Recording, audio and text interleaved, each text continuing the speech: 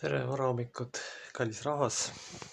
Tänane teema on reeturid, inimesed, kes teile noa selga löövad ja need isikud, kes soodustavad kasulike idiootide võimuletulekut nii haridussüsteemis kui ka muudes organisatsioonides. Ja tänane kirjakoht tuleb esimeses Moosese raamatus 37. peatükis salmid 17–25. Ja mees ütles, nad on siit edasi läinud, sest ma kuulsin, nüüd ütlevad läki Dootanisse. Joosep läks järele oma vendadele ning leidis nad Dootanis. Aga nad nägid teda kaugelt enne, kui ta jõudis nende juurde ja võtsid nõuks tõelalt tappa. Nad ütlesid üksteisele, sealt tuleb su unenägude selgitaja. Tulgem nüüd, tapkem ta, visakem ta mõnesse kaevu, ütelgem, et kuri elajas, sõideme ära. Siis saame näha, mis ta unenäod tähendavad. Kui Ruuben seda kuulis, siis ta tahtis teda nende käest päästa, ütles. Ärge võtkem tema hingi ja Ruuben ütles, ärge valage verd, visake ta nii kõrves olevasse kaevu, ärge pange oma kätt tema külge. Ja ta tahtis teda päästa nende käest ja saata tagasi isa juurde. Ja kui Joosep tuli oma vendade juurde, siis kiskusid nad Joosepil kuue seljas kirju kuue, mis tal seljas oli, võtsid tema ning viskasid kaevu. Aga kaev oli tühi, sellel ei olnud vett. Seejärel nad istusid leiba võtma ja kui nad oma silmad üles tõstsid ja vaatasid, ennäe, siis tuli Ismaeliitide killavar Gileadist. Nende kaamelid kandsid mitmesuguseid vaiku, palsamid lõhnaaines, nad olid sellega teel alla Egiptusesse. Aamen. See on ilmselge näide sellest, kuidas ligimised redavad oma kaasteelise. Kuidas, kui ta nende süsteemiga mitte kuidagi mingitel põhjustel ei suhestu. Mingitel põhjustel. Ega see inimene ei pruugi isegi sellist tegelikult teadlik olla. Ja väga halvas variandis on veel niimoodi, et inimene mõtleb terve elu, et miks tal mitte kuskil ei lähe ja miks tema asjad lähevad just täpselt nii, nagu nemad lähevad.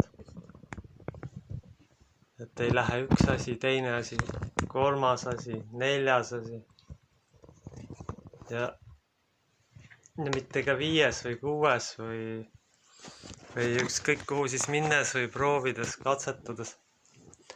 Ikkagi kuidagi läheb halvasti. Ikkagi kuidagi kõik ebaõnnestub mingitel põhjustel. Ja kui pärast hakatakse olukorda objektiivset analüüsi, vaadatakse fakte, siis tuleb sageli välja, et tegemist on teadlikult tagakiusamisega, nagu Joosepi puhul. Aga kuidas Joosep sellest välja tuli? Ta andis endast alati parima. Kuigi see oli tegelikult väsitav ja õudne. Ja vaimses mõttes ja igas mõttes, kuidas ma teile seda ütlen, äärmiselt kurnav ja väsitav, sellepärast, et no mõelgem nüüd ise, oma vennad reedavad teid. Või inimesed, kelle te olete uskunud, osutuvad hoopiks teie karjääri ja kõige kahjustajateks. Sellepärast, et praeguses koroonasituatsioonis võib see väga hästi välja tulla. Et kui mõni tegelane, kes arvab, et ta tahab võimudele iga hinnast truu olla, on võimeline maha müüma oma sõbra, töötaja, lihtsalt selleks, et teenida seda õnnetut agendat. Aga Joosepi puhul on lugu kõige hullem. Teda ei reeda mitte suvalised inimesed, vaid tema enda kõige lähemad vennad. Aga selliste sündmuste rohkenemine on kindlasti ilmselge lõpuaja märk. Et me ei saa siin kuidagi öelda, et see seda ei ole. Sest pühakiri ütleb ju ühes evangeeliumis, et vend ei tunne venda ja vend müüb venna maha. Vend võib olla ka ükskõik kes või teie teenija või teie tööline või vastupidi. Et teid võitakse ka maha müüa. Lihtsalt sellepärast. Aga kujutame ette nüüd see situatsioon, see mahamüümise olukord tekib mingis ühiskonnale olulises institutsioonis, näiteks, no võtame näiteks tänaseks teemaks haridussüsteemi. Tegelikult ühiskonna funktsioneerimine sõltub väga palju sellestki, kuidas seda haridust on antud ja mis ideoloogiaga see haridus põhineb. Igal riigisüsteemil on tegelikult selline agenda, mis teda kannab. Ja kui see agenda töötab ja ei ole ühiskonnale destruktiivne, siis on enam-vähem kõik korras, kuigi inimlikus plaanis on alati ebatäiuslikke momente. Aga kui see nüüd agenda on totalitaarne ja inimvaenulik ja kujutame nüüd ette sellist olukorda, et ikka ja jälle jätkuvalt sunnitakse seda agendat teenima. Ja teie käest ei hakkagi ükski isik küsima, et kuulge äkki on siin nüüd midagi valesti. Äkki midagi tõsiselt valesti, et kuidagi ühiskond laguneb ja surmade arv tõuseb ja kui nüüd keegi hakkab nägema seda, mida ametlik süsteem nagu ei luba näha, ma ütleksin, et see ei käse, ei ole nagu õige sõnastus, et ei luba näha, siis ta süüakse süsteemist julmalt välja. Kui see inimene hakkab nüüd proovima, et tea küll, et ma proovin nüüd ühtepidi või teistpidi mingis sellises valdkonnas toimetada, siis ühel hetkel tulevad talle takistused ja need takistused võivad tulla väga kiiresti. Ta lastakse psühholoogiliselt kõigepealt põhja. Öeldakse, et ta ei kõlba, kuigi ta ilmselgelt vastab nendele standarditele ja sageli on ülegi. Sellepärast, et ta on sellele säästusüsteemile lihtsalt äärmiselt ohtlik. Ja see on võte, mida on kogu aeg kuritegelikud ja totalitaristlikud režiimid kasutanud oma positsioonide kaitseks, nagu me praegugi juuresoleval pildid näha võime. Me laseme inimese teadlikult põhja. Vähemalt paneme tal ametlikud kanalid kinni, et ta toimetada ei saa. Isegi kui ta on meist üle, sellepärast, et säilitada lojaalsust ja võimalust teenida peavoolus. Nii, järgmine samm, mis on? Minnakse inimese isikliku elu ja psüühilise tervise kallale lõpuks. Teda terroriseeritakse, temaga manipuleeritakse, ta visatakse vaimset auku ja korjatakse kui koer ülesse siis, kui enam kedagi muud võtta ei ole. Olen isiklikult seda päris mitmeid kordi oma elu jooksul kogenud. Psühholoogilise terroriga hoitakse see inimene lõksus ja enesehinnang tambitakse tegelikult mutta. Ja need tampijad ei teadvusta seda, aga üldiselt on igas süsteemis üks ja sama muster. Maailm, kes arvab, et ta on kõrgel tasemel, on tegelikult hullem ja primitiivsem kui suvaline šimpansikali kuskil džunglis. Nendel puudub sageli igasugune moraal ja eetika, nad täidavad küsimusteta oma peremeeste käskusid.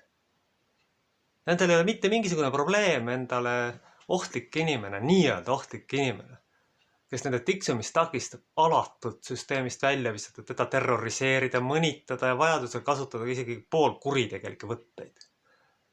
Ja uske või mitte, aga ka peavoolu kirikus on sellised episood olnud. Kohalti meenutavad need peavooluorganisatsioonid juba maffiat. Ja mina ütleks, et tegelikult on paljuski ka haridussüsteemid üle maailma muutunud maffiaks. Sellepärast, et kui me vaatame, kust tulevad enda rahastused, siis on ilmselge, et globalistid rahastavad just endale kasulikke ühiskonnas destruktiivseid elemente tootvaid süsteeme. Destruktiivsed elukad viiakse süsteemi sisse, nad pannakse seal korralikult tööle, blokeeritakse mitte destruktiivsete ehk selliste andekamate inimeste teekond ära, lastakse nad alatult põhja, tembeldatakse nad lollideks ja rumalateks ja siis mehitatakse kõik positsioonid omale kasulike idiootidega, et selleks, et saaks antud tsivilisatsiooni põhja lasta. Ja see on täpselt juhtunud praegu Eesti Vabariigi haridussüsteemis. Ja ka ülemaailmses haridussüsteemis. Väga palju on kahjuks neid näiteid, kus võimule on aidatud kasulikud idioodid. Ja siin kannatavad eelkõige need inimesed, kes on selles süsteemis ja püüavad tõepoolest midagi teha, neid õnneks ei ole vähe, aga nad kannatavad sellega. Ja igas selles süsteemis on sama augu täpselt. Millegi pärast me näeme kõikides ühiskondlikes institutsioonides sellisest Joosepi kaevu viskamise efekti. Näete, me viskame, me ei hävita teda otseselt füüsiliselt ära, aga me paneme tal tee kinni. Me paneme lihtsalt tee kinni, et kuna ta ei täida mingitel põhjustel meie agendat või me kujutame ette seda, et ta ei täida meie agendat, siis me paneme lihtsalt teed lukku ja ütleme, et see vend on loll, vaegkirjutaja või iganes ka muud. Või ta ei oska seda teist või kolmandat toimingut piisavalt hästi teha. Või valetatakse ka selle kohta, et näete, et see tüüp tegi seda või seda. või lepitakse seljaga ka kokku, kuidas see tüüp põhja lasta, arvestades täpselt välja selle isiku psühholoogilise struktuuri, et ta näiteks üle reageeriks mingi sellist ebaadekvaatset ja pool ühiskonna ohtliku tegevusega tegelema hakkaks, viiakse inimese psüühika ebastabiilsesse seisundisse.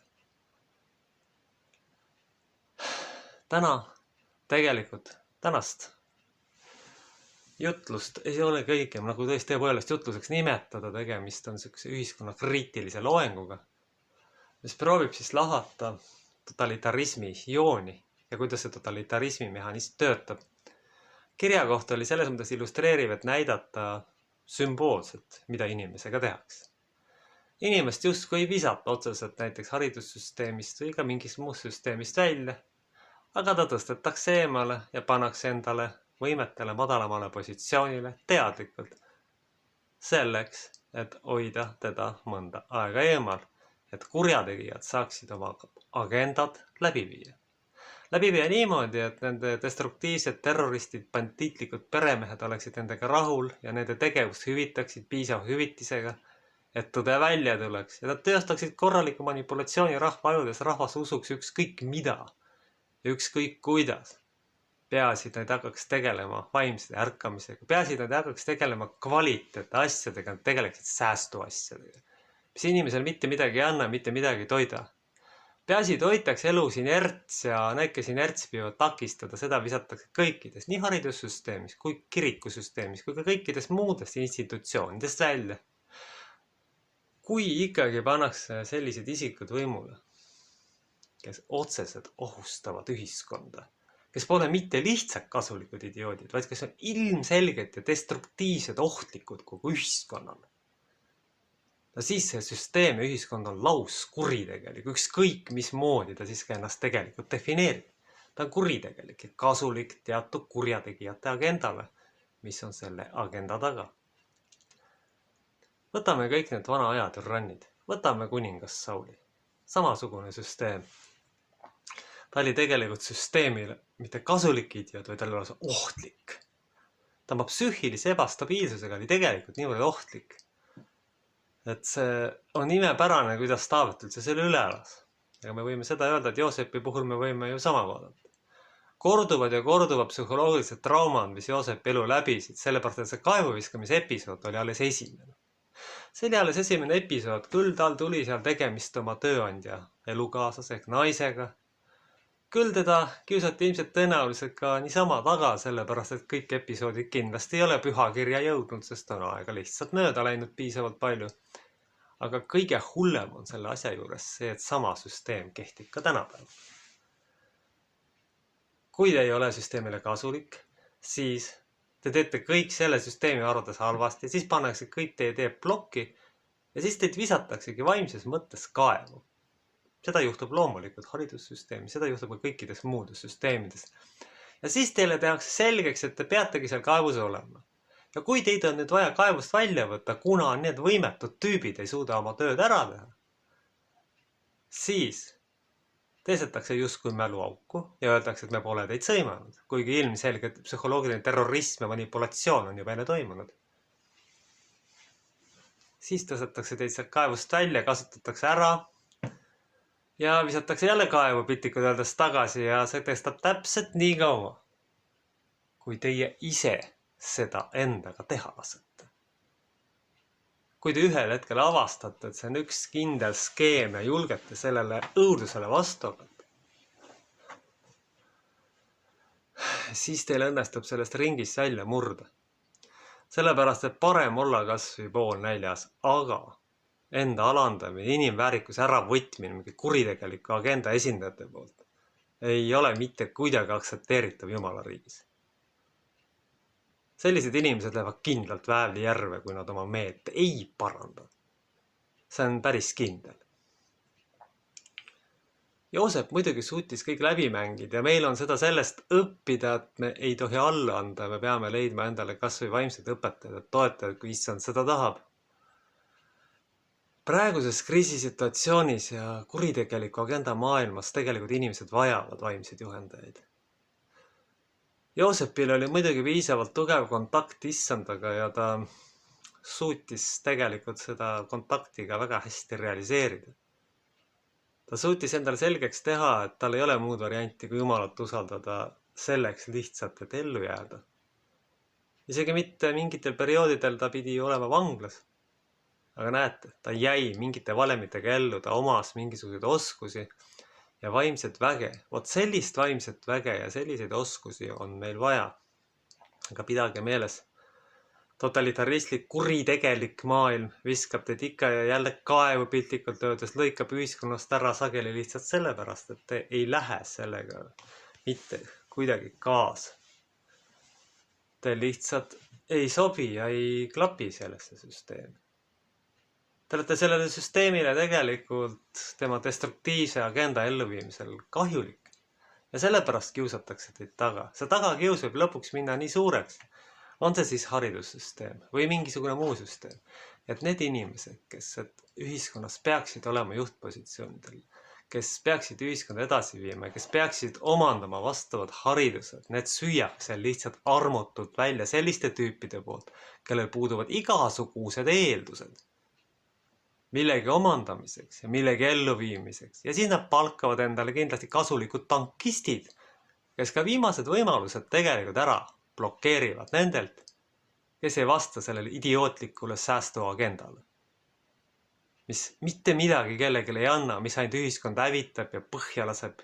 Ja mis laseb kesta inertsil, sellepärast, et kui see inerts ära lõpetada, siis inimesed avastaksid lihtsalt nii haridussüsteemis kui ka muudes süsteemides, et see süsteem on tegelikult mõttetu ja ei anna kellelegi mitte midagi. See ei anna mitte midagi, mitte kellelegi.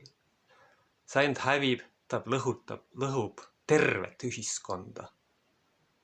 Ja kui see asi satub siis olulistesse strateegilistesse punktides, nagu see on haridus või kirik või sõjavägi, siis sellel ühiskonnal lihtsalt tulevikku ei olegi.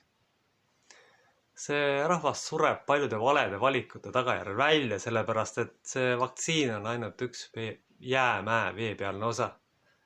Aga ma olen ka varasemates lühijutlustes ja loengutes öelnud, et see on pikaaegse valge rassi hävitamise plaani tulemus. See sobib väga hästi globalistidele.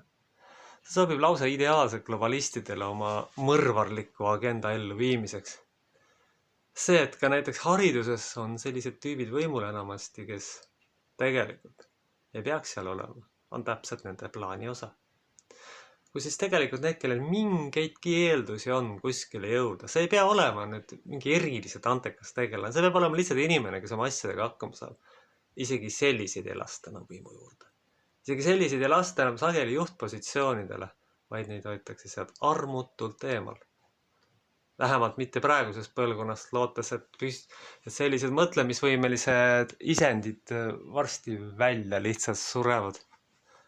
Lihtsalt välja surevad ja kõik kaotavad.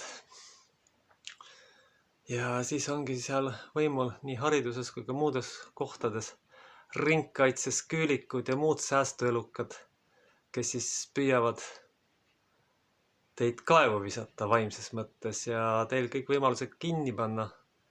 Ja kõiki teid ära hävitada.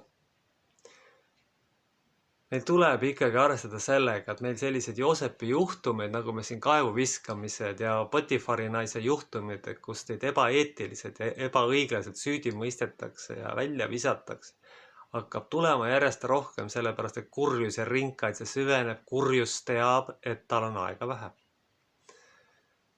Ta ei tea, millal midagi juhtuma hakkab, aga ta tunnetab, et ta vägi tegelikult varsti enam ei pruugi üle käia. Kurjus kardab kõige rohkem tõde ja siis me võime oodata ka äkilisi kurjuse rünnakuid, kus kurjuse jõudude esindajad kõik minema hirmutavad.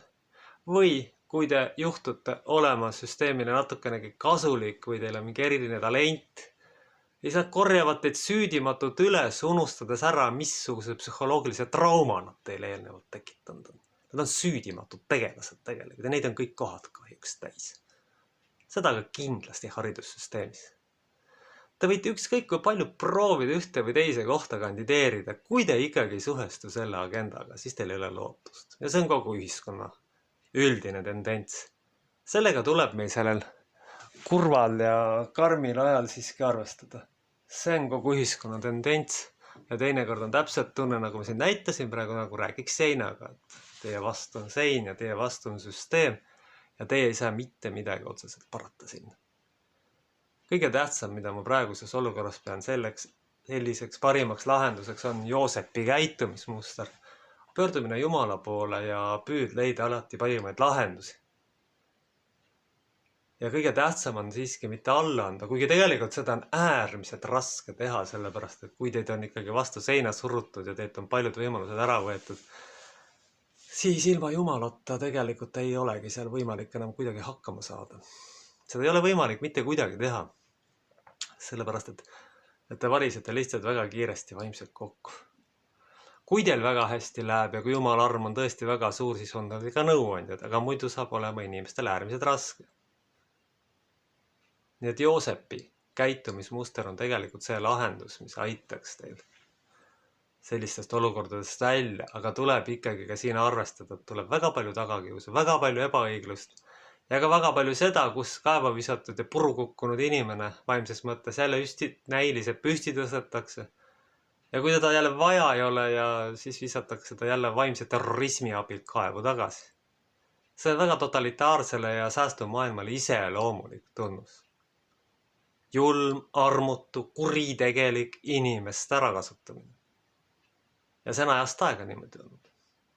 Aga kuningas Sauli ja Taaveti suhe on ju ilmselge näide sellest. Saul oli krooniliselt tänamatu kurjategija ja psühhopaat lõpuks. Ei rohkem ega vähem. Ja tegelikult need globalistliku agenda esindajad lõpuks muutuvad ise samasugusteks psühhopaatideks, kes tegelikult ligimisest ei hooli ja kes ligimest korduvad ikka ja jälle küsimusi ja vastuseid otsimata põhja lasevad ja ära hävitavad ja pidevalt kaevu viskavad, need jälle välja korjavad. Lõpuks jäävad nendest järgi ainult vaimsed invaliidid ja psühhiaatri haiglas lõpetavad isikud. Selleks, et seda juhtuks, soovitan inimestel vastu astuda sellisele kuritegevusele ja julmale ja alatule ärakasutamisele. Sellepärast need on täpselt need juhtumid, kus visatakse kaevu vaimselt ja korjatakse üles, kui te jällegi kasulik olete. Ja süüdimatult ei mäleta, te eitatakse oma käitumist eelnevalt. Kui nüüd juhtub inimesel mälu olema, siis ühel hetkel saabki tal mõõt täis. Ja uskuge mind, lõpuks iga bandiit ja kurjategija ikkagi ühel hetkel taganeb. Ükskõik, mis tasandil ta on. Siin ei ole mitte midagi teha ja ühel hetkel saab teda ka karma nii-öelda kätte või ütleme niimoodi põhjuse ja tagajärje seadus ikkagi lõpuks hakkab lugema. See hakkab lõpuks lugema ja sinna pole mitte midagi teha. Kuritegelik agenda võib ükskõik kui palju pingutusi teha ja loodusseadusi väänata, aga ühel hetkel kukub ta lihtsalt kokku. Ühel hetkel lendab ise sinna kaevu, kus ta inimesi kogu aeg sisse ja välja viskavad vastavalt sellele, kas ta on süsteemile kasulik või ei ole. Aga pidage veel kord meeles, ärge mitte millegi üle enam imestage sellepärast, et kurjuse fantaasiat tegelikult on piiritu. Lõpuaegadel lähebki kurjus kurjemaks ja üldises mõttes on ju selge, et nii haridussüsteemis kui ka kõikides muudes institutsioonides ja kõikides eri tasanditel on sellised Joosepi kaevu viskamise juhtumeid järjest rohkem. Ja selle elab üle ainult see inimene, kellega on Jumal. Psühholoogiline terrorism ja julmus, mis tegelikult tekitab inimesele tunde, nagu ta räägiks, nagu ma näitasin, seinaga, et tal on sein vastu ja temaga mitte midagi head enam ei juhtu, ongi kuritegeliku agenda eesmärk selleks, et nad teeksid nendele tasuta tööd. Selleks alandatakse inimese enesehinnang korralikult ära, et oma väärtust ei teaks, et neid ohjes hoida. Ja kui nad välja lähevad, siis pannakse kõik tema teed kinni. Nii tehakse nii haridussüsteemis kui ka tegelikult peavoolu kirikus. Ja selles ongi see probleem, mille pärast ühiskond on jätkusuutmatu, mille pärast satuvad haridussüsteemi sageli need isikud, kes seal üldse ei peaks olema. Ja need inimesed, kes seal on ja kes omavad võimeid midagi teha, nende elu tegelikult muudetakse sisulise põrguks. Ja kõigile sellele lisale kuritegelik vaktsiiniagendaga, sellepärast need, kes taasa ei ole läinud, et on sisuliselt pandud varjatud koduaresti. Selles ongi see küsimus, et kuidas siis välja tulla. Ütlen siis loengu lõpetuseks veel kord lühiloengu lõpetuseks, tuleb käituda nagu Joosep. mitte mingil juhul alla anda ja loota Jumalale ja iseenda andekusele. Ja issand, kuule, kui ma palun kõik sinu kätte, mis on sul meile kallis ja oluline, sinu õpetatud ja sinu antud sõnad. Meie isa, kes sa oled taevas, pühitsetud olgu sinu nimi. Sinu riik tulgu, sinu tahtmine sündigu. Nagu taevas, nõnda ka maa peal. Meie igapäevast leiba anna meile tänapäev. Ja anna meile andeks meie võlad, nagu meiega andeks anname oma võlglastele. Ja ära saada meid kiusatusse, vaid päästa meid ära kurjast, sest sinu päralt on riik, vägi ja au igavesti. Aamen. Kandku meid püha kolmainus Jumal läbi nende päevade. Aamen.